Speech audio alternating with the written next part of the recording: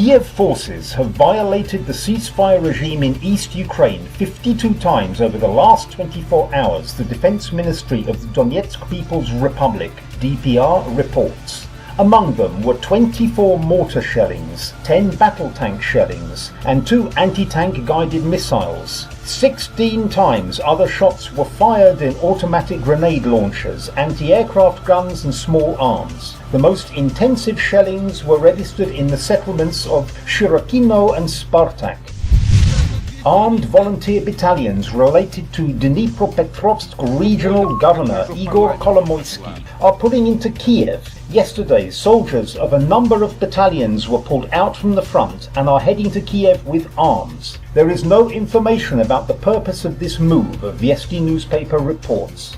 It might be linked with the conflict around the Dnipropetrovsk oligarch. The topic of armed groupings in Ukraine has surfaced after gunmen of the Kolomoisky battalion placed a building of the Ukranafta state-owned oil and gas extracting company under their guard. On Monday, self-styled Ukrainian President Petro Poroshenko said that none of the Ukrainian governors will be allowed to have private armies any longer, but apparently somebody doesn't agree with him.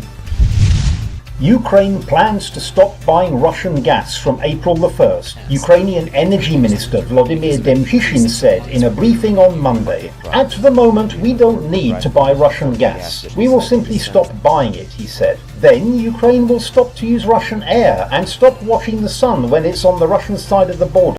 Increased imports of these goods from the European Union have greatly reduced Ukraine's reliance on supplies from Russia. Demchyshin believes real patriots must breathe American or European air, whereas Ukraine's establishment will breathe air aid from the US State Department.